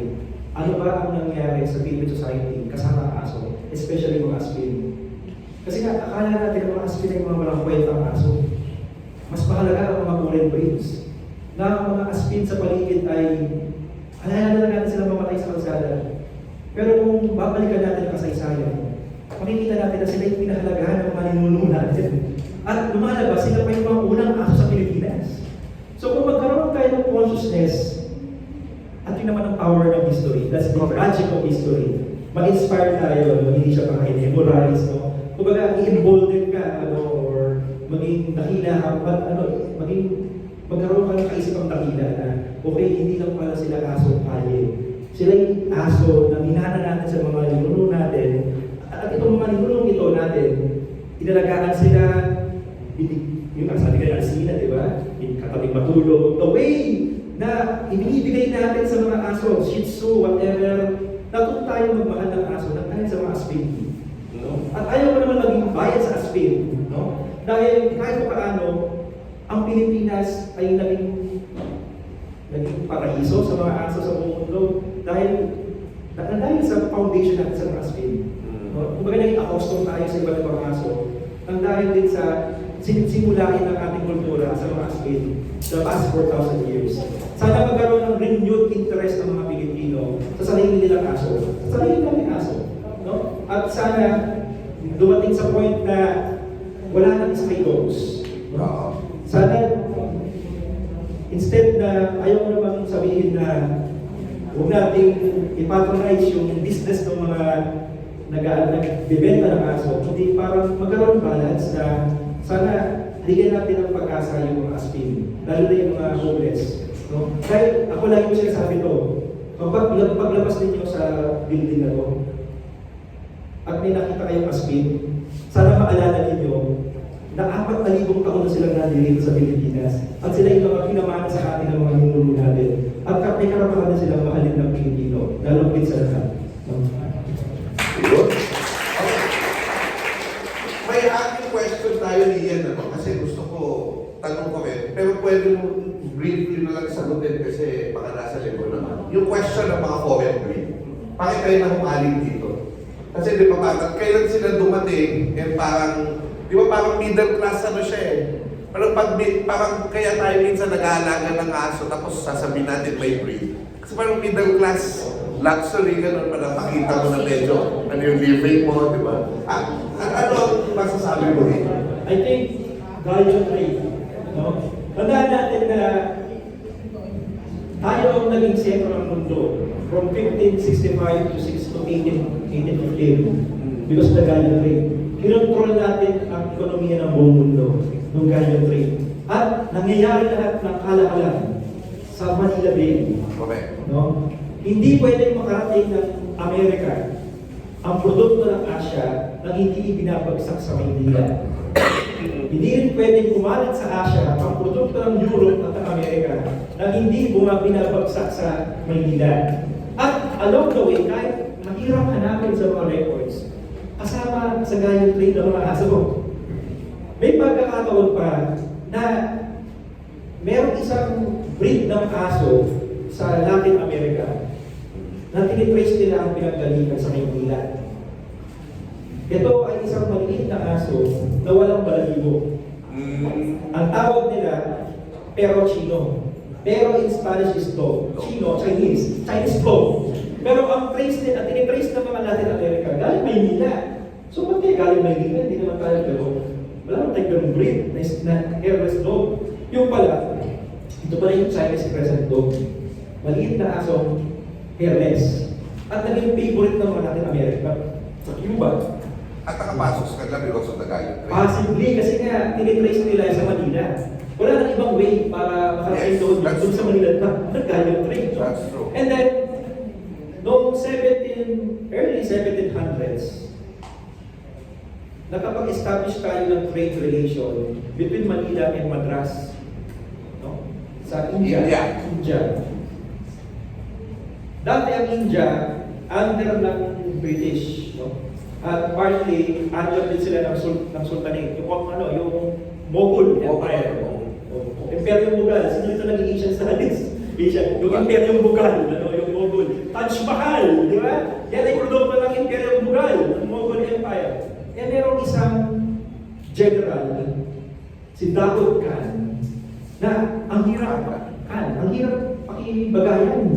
Even the governor of, the British governor of Madras, ayaw na makaaway yung sultan, hindi si sultan, the general, si Daud Khan. Kano. Nabalitaan ni Daud Khan na meron dumating na ganyan sa Madras. By the way, ang purpose pala ng trade relation natin with India at that time, silver. Dahil yung silver kasi control ng mga Espanyol galing sa Peru, no? Dinadala sa Asia.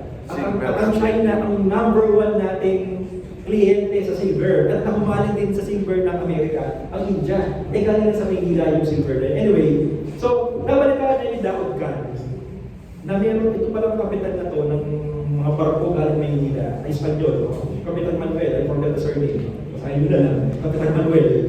May dala siya 3 malaking aso na ang balita sa India, kaya raw pumatay ng aso na yun, pag pinakawalan mo, lalapahin yung aso. Di ba? So, dahil nga general na bloodthirst na general, gusto niyang makuha yung mga aso na yun. So, pinakiusapan na yun ng governor ng India, ng British, ng Madras, si Kapitan Manuel, please surrender mo na yung 2 aso, kasi 2 aso na baka magkagulo pa. Sinurrender naman yung Kapitan Manuel. No, tuwa yung general. Tuwa yung general. Tinesting niya yung 2 Spanish breed na yun, paano may Spanish breed na yun? May labanan. Nagpakawala daw ata ng buffalo, something. Ba, napakay daw ng 2 aso na yung buffalo? Ito ba? Nagpakawala raw ng mga alipin. Ba, napakay daw yung mga alipin. Di ba? Nakaka-bladders itong Google general na yun. Di ba? At ito pa, nabalitaan na may pangatlong aso pa sa barko. No? Bago na Maynila sa Madras. Nakiusap itong general na to. Baka pwede bilhin niya. Nagpadala pa ng ano mga regalo itong general na to kay Kapitan Manuel. Eh, siyempre, parang dumating, parang nabili na rin ni general yung yung Google general na yung aso. Sinurrender na yung aso. Alam mo, sumulat pa ng napakagandang letter yung sultan na yun. Sabi niya, ang tubig ko sa kanya parang anak na. Lagi siyang may kasama mga katulong. Pinapiliguan araw-araw. Meron siyang parangkin. Yung parang, sabi ito, yung pasan-pasan parang pinuya ng pagsasanto. Andas. Andas. Lagi siyang nakasakay doon. At natutulog daw lagi sa kapatid ng general na yun, yung aso na yun. So, at ang dahil doon, nagpadala pa ng maraming trade, maraming emissary yung India sa Manila para magkaroon ng na-establish yung trade relation with India and Manila. Tingnan nyo, may role ng aso sa Philippine history, with this foreign trade. So parang nakilala ng Asia, yung aso from Europe via Philippines. At pagdating ng 1898, may chow-chow na sa Pilipinas. May Dalmatian na sa Pilipinas. Meron isang photographer, nung bago-bago pa lang yung camera sa mundo noon, si Alexander Schandenberg, noong 1870s, nagpipicture-picture sa Ilocos. May na-picture siya Australian Terrier. Kasama ng mga prinsipal ng Ilocano, di ba, sa Ilocos. So, even the mga elite nung panahon na kaya sila pumili ng mga foreign breeds. And there was a point in time na mayroong isang maliit na breed ng aso na ang tawag ay Manila Dog. Manila Dog. Manila Dog, no? At ito ay gustong-gusto ng mga British players. No? Lumalabas, Maltese lang pala to. Maltese. Pero Manila Dog. Bakit? Ang Maltese, sabi kanina, kung ang British monarch ngayon ay nauumaling sa Corgi. Noong panahon na yun, ang favorite na aso ng British monarch. Yung Manila Dog. Hindi, yung Maltese. Na noong 1820s, meron ang reyna na lang, ang nanay nila pala, ang nanay nila pala Queen Elizabeth I, ang nagmamay-ari ng tanging Maltese na alam sa Europe. At pining pa yung aso na yun, sabi yan, the last of his breed. Nanay ni Victoria. Victoria pala yung Victoria. Nanay niya, siya lang yung alaga ng Maltese. So, sa consciousness ng mga British, Royal Dog ang Maltese. Noong 1837, o 1839, may correct ako, kailan nag-open ang Pilipinas sa World Trade? 37, 39. 1837, di ba may Gallon Trade, di ba? Punta na ako ng Spain. So ngayon, nabuwag ang Gallon Trade, ang resort para mabuhay ang Pilipinas, kailangan magbukas sa World Trade. No? Noong 1837, nagbukas sa World Trade at pumasok ang mga British. Pagdating ng mga British sa Maynila, my God, may mga asong Maltese sa Maynila. Paano nangyari yun eh? Royal dog na, di ba? Samantalang sa Europe naman, nag-iisa na lang yung Maltese namin. So, mga British, pinrid nila yung Maltese dog sa Pilipinas, tinawag ng Manila dog. At in-export nila yan sa China, kung saan-saan. At ang tawag pa dyan ng mga Pilipino, sampagita. Kasi ang kulay-puti. Sampagita. So, buti na lang, ito mga British, very humaling doon sa aso ngayon, nakapag-record sila na may Manila dog. Not ganyan. Unfortunately, pagdating ng 1800s, pagdating ng wala na yung mga Spanyol, wala na tayong narinig tungkol sa Maltese dog. Possibly, may mga Maltese dog pa rin hanggang ngayon, galing pa doon. Hindi lang natin alam na sila pala yung tinutukoy ng Manila dog na Royal Dog sa Manila. No? And then pagdating ng 1910, na may bakuna na tayo, itong mga Amerikano, gusto nila ang dalhin dito yung mga nagagawa nila sa Europe, pero naiinit na sila sa Pilipinas. Sabi nila, sige nga mag-dog show tayo sa Manluneta, dog show, ano? Dog show eh, no? First, unang dog show sa Pilipinas, ginawa sa Rizal Park. Ang ginawa ng mga Amerikano, hindi po nila yung mga iba't ibang aso sa Pilipinas, kasya sila. Ang dami na palang breed sa Pilipinas noong 1910. No? At nandito yung listahan ng mga breed na yun, meron ng mga Doberman, saan natin yung mga yun? Diba? So lumalabas, exposed na ang mga Pilipino sa iba't ibang breed because of the colonial experience natin. At maaaring naka-apekto yun kung bakit ang mga astig na pag-iwanan. Diba? Hindi lang yung dahil sa reduksyon ng mga Espanyol o sa rabies, kundi dumating yung mga breed na mahirap alagaan, kaya kailangan protektahan. Diba? So, sana unti-unti mabago natin yung mindset na yun. Yung may advocacy, di ba? Remember, Chow Chow, 1898. Sila yung mga stray dogs sa Maynila, ang Chow Chow. No? Kahit sa Hong Kong, ang Chow Chow ay stray dog. No? Noong dumating ang mga Amerikano, sila George Dewey, sinakop ang Pilipinas, meron siyang daladalang Chow Chow na napulot niya sa isang tulay sa Hong Kong. So, nagulat na yung mga Amerikano. Ano yung aso na yan? Mukhang teddy bear. Di ba? Alaga pa ni George Dewey. Si George Dewey, pag pinipicturean siya sa Maynila, lagi kasama yung aso. So, kaya nagkaroon kayo ng consciousness sa Western world na meron pa ng teddy bear na aso. Chow Chow. Nung dumating ang mga Amerikano sa Maynila, remember, di ba, sinahog ng mga Amerikano sa Maynila. Kaya nga itong mga sila Aguinaldo, nagpunta ng Malolos. No? Kasi nga, nandito sa Maynila yung mga Amerikano. 125 years ago. Diba? Oo. Anyway, nagulat yung mga Amerikano, yung mga chow-chow, makalat-kalat sa Maynila. Eh, ito yung chow-chow ng boss natin, si Admiral George Dewey. Eh, pagdating ni George Dewey sa Amerika, nagkaroon ng heroes welcome. Nagulat yung mga Amerikano, wow, ano yung aso yan? The first time na nakakita ng chow-chow. Chow-chow. At nagkaroon ng interest ngayon ang mga Amerikano na mag-import ng chow-chow. At sa Pilipinas, nagkaroon ng bentahan ng chow-chow. At yun yung dahilan ba't napakis ang bahay ng chow-chow. Remember, the meaning of chow-chow. Chow means food. Kinakain ng chow-chow sa China. No? At yun, at ang chow-chow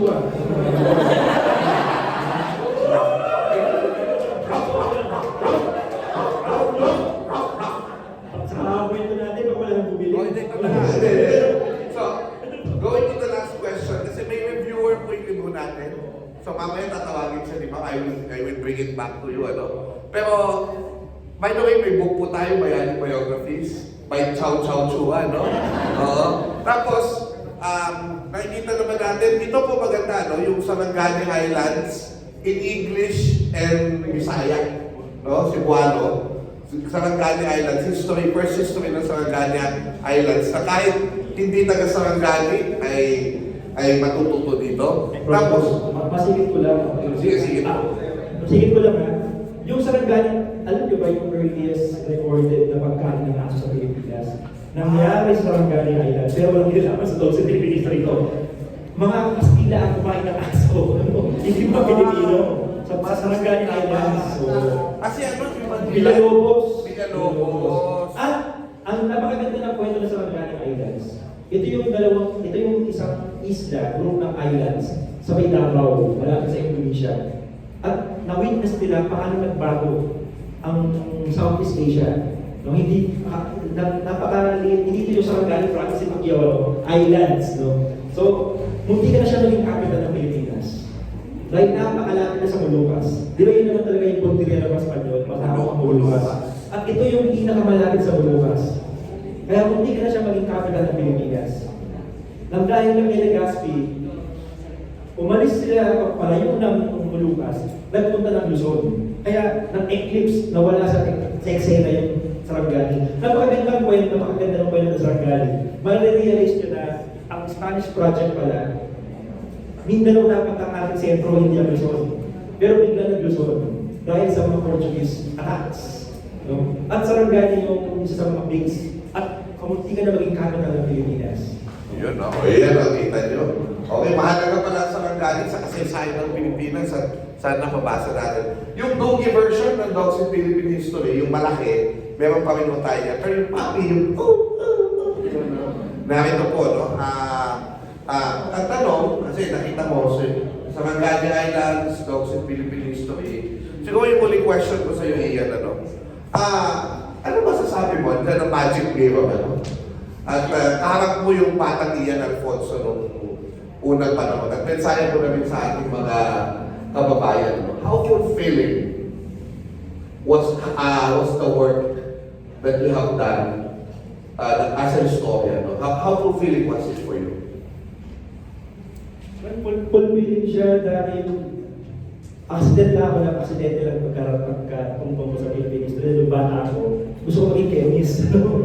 Biglang, yun nga, sarado na raw yung BS Chem, no, sa BSU. Sabi nila, pumunta ka sa College of Education, merong BS Ed, major in chemistry. Sarado na rin. Pinayuhan ako, try mo mag-biology ako.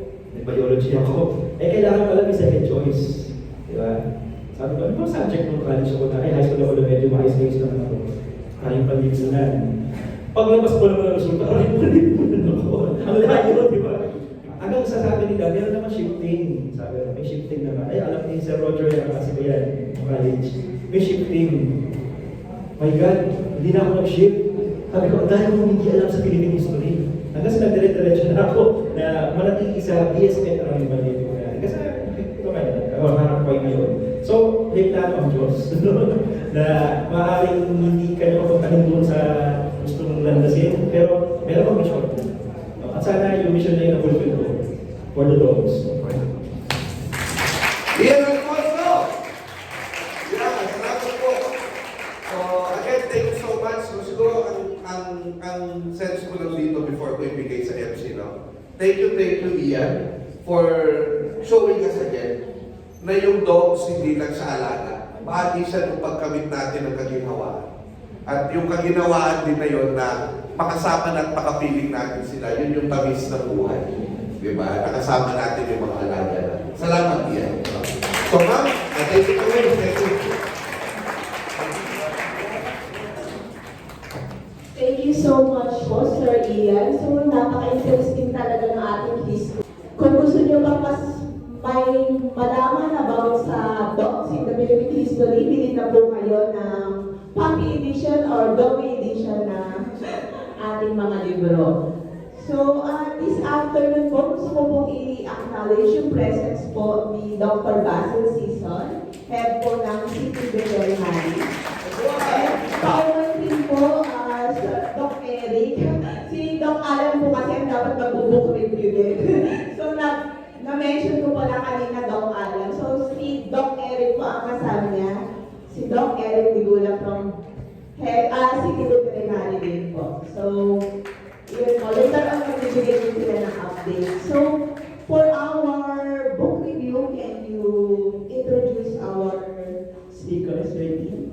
So, Miss Cheryl Tamayo Roa is a proud solo parent, currently working as a premium ambassador for Upwork Inc. and studying veterinary medicine at De La Salle Araneta University. She completed her Bachelor of Arts major in Literature degree in University of Santo Tomas in 2004. Also, Miss Cheryl founded the Valenzuela-based animal welfare group, Valenzuela South Alpha Dogs, in 2015 with other Valenzuelan pet owners. For the past 9 years, the organization have been conducting activities such as providing free anti-rabies vaccines and other free pet services for Valenzuela. She hopes to become a veterinarian soon so she can do more for all animals and their overall welfare. Please welcome Miss Cheryl Tamayo Orowa.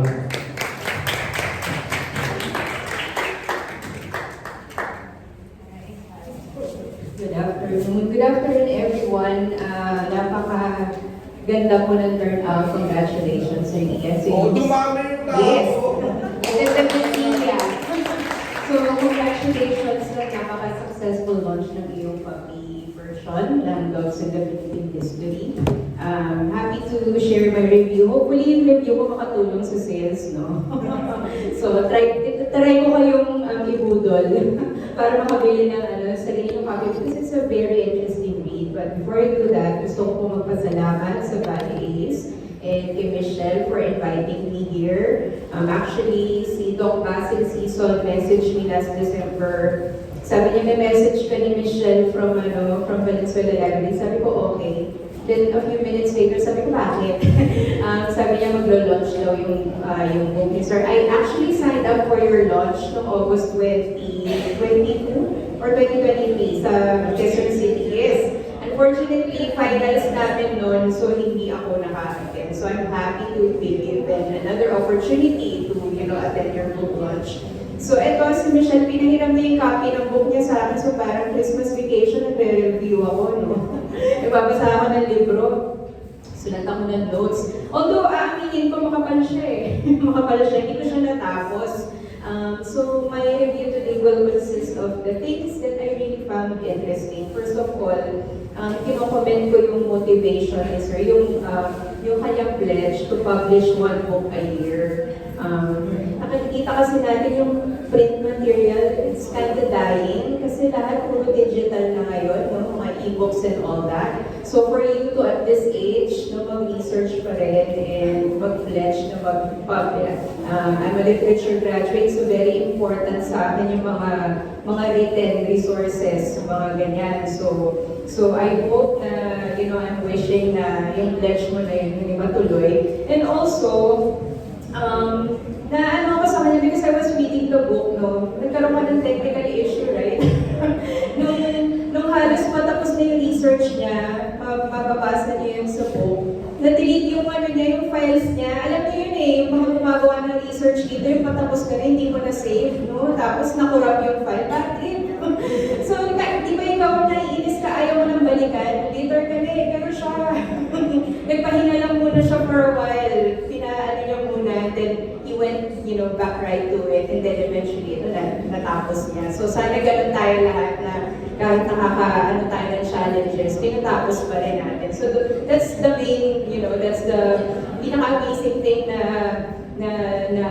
nag-resonate sa akin sa pagbabasa ng book na ito because it was born out of, alam mo yun, very challenging circumstances. And then it's a very well-researched book. Kung pupuntahan niyo yung likod, yung mga references, ang kapal. Ang dami references, yung mga sources niya, ang dami talaga. So, you would know that he took the time na makagawa ng book para sa subject matter niya. And lahat ng mga mention niya, may mga konting spoilers tayo, pero syempre para, to help, encourage you to buy the book for yourself and read it. And yun nga, totoo nga yung kwento sa, may away pala kung sa yung origin ng Maltese dogs na yan, na nakakatawa na yung Chow Chow, naging stray dog siya dati. Ngayon, di ba dami-dami mga breed lover? Pag makita niya yan sa Facebook, pag pinapa-adapt, asking, wala nag-comment, puro up, pray, one line, one prayer. Pero pag may breed shih tzu, nag-aagawa niyan, may na po, may, gano'n, di ba? So, ewan ko siguro, nung panahon na yun, nabuhay tayo, wala na stray na Chow Chow, kinuha na lang ng mga tao. So yung mga interesting parts sa akin, ganyan, si si Bob, saka si Admiral Louie. Ang pinaka-favorite na part ko dito, nung old age na ni Bob, naiwan siya sa States, si Admiral ay na-destino sa ibang lugar. And then tinawagan siya ng veterinarian niya na may sakit na si Bob. Kasi sinabi niya na spare no expense. Ibig sabihin, gawin mo lahat, wala tayong makialam sa budget. And alam niyo yun, as may mga future colleagues ako rito na veterinarian, I'm sure nakaka-experience sila na tinitipid yung tinitipid yung mga alaga. Pagdating sa healthcare, kung saan tayo makakatipid, dadalhin lang pag malala na, ayaw gastusan yung mga healthcare-related expense. Pero, for someone na pet owner na, sige, minsan nabuol ako sa utang, na-experience ko yan. As a pet owner, para sa confinement ng pet ko and all that. Tuwa-tuwa ako sa kwento na yun ni Admiral Louie kasi it's the best, form of love that you can give to your pets. Yung pagbibigay sa kanila ng hindi lang yung pinapakain. Hindi lang yung, di ba, having a pet does not stop with giving them food. Hindi lang yun eh. May overall, yung pag-aalaga ng pet natin, attention, exercise, socialization, healthcare, so yan. And also, as a veterinary medicine student, hopefully matapos ko, matagal pa, pero sana matapos ko, God willing. And also as an animal welfare champion, feeling ko, gano'n ako. Nakita ko yung history dito na yung mga problems natin today, prevalent na siya even before that. Stray dogs, rabies. Mas malala dati, wala pang bakuna ng rabies. Wala pang knowledge yung tao, kaya nila pinapatay yung mga aso dati. And ang concern ko kasi, as a community member, rabies is a zoonotic disease. Meaning, itong sakit nito, transmissible from animal to human. So may special concern tayo dito. Diba? We need to keep the welfare of the community. Ang rabid na dog, may potential na makahawa ng mga tao. Kaya I've been, yung animal group namin has been giving free anti-rabies vaccination. Because remember, ang rabies is incurable, walang gamot, pero totally preventable. So magkaroon lang ng bakuna yung mga dogs nyo, diba? So yearly vaccine ng rabies, sila magkakaroon. Pag gano'n, safe din ang community, diba? Pag walang dog na may rabies. So napakarami kong information na nalaman tungkol doon. And then also, yun nga naman din sir, yung nagulat ako na may Dalmatian si Planet may picture pa talaga sila. So again, very, very interesting information siya sa akin. And then, ang pinaka chapter na resonate sa akin yung batang 90s, si Patrash, ay nagkaroon ako ng consciousness, nagkaroon ako ng malay na may mga alaga na kaming aso. So, 40 years old na kaming may aso. 40 years na ako nag-aalaga na aso, essentially. And nung pinalabas tong Dog of Flanders na to, grade 2 ako. Tapos meron akong brother na nag-aaral ng fine arts. Yung protagonist ng serye is an artist. So bago kami pumasok, lunchtime, nanonood kami ng Nelo and Patrash. Ako kasi mahilig sa dogs. So ang saya-saya namin, kaso may mga animal cruelty. Sinong nirescue si Patrash, hinubog siya ng previous owner na. So nagkaroon, di ba nga sad ng ending? So nung kami nagkaroon ng reality na hindi lahat happy ending, may point pa nga rin ang dinedetermine namin, ano ko yung breed niya?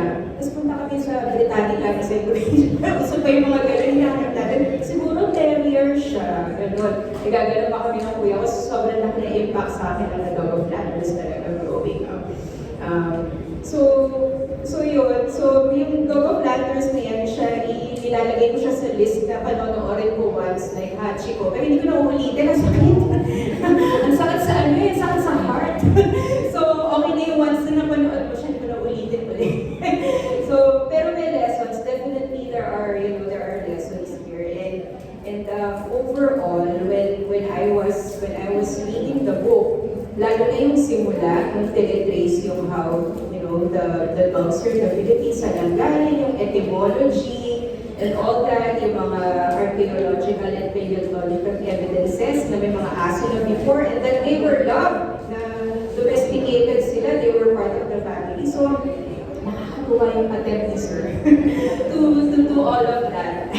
Sobrang comprehensive ng research ni Sir. And also, ito na lang siguro yung parting comments ko for that, na in this age, na napaka-prevalent ng fake news, na natutuwa ko naman na may mga historian na katulad ni Sir Ian na nagdo-document ng mga bagay na ito para malaman natin kung ano yung totoo, hindi, going lang. It's all printed, it's all there, hindi siya fake. So, yun lang po yung review mo. Thank you so much.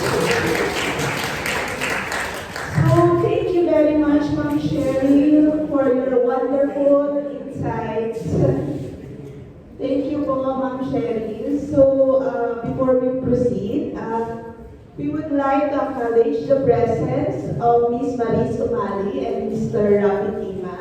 Welcome po to the representative sir. So, may question pa po ba bago mag-proceed tayo ka ng Doc Basil and Doc Eric for the updates sa veterinary clinic? Sige, wala na po. So, may I call on Doc Eric and Doc Basil po for in konting updates po sa ating City Veterinary Services Office.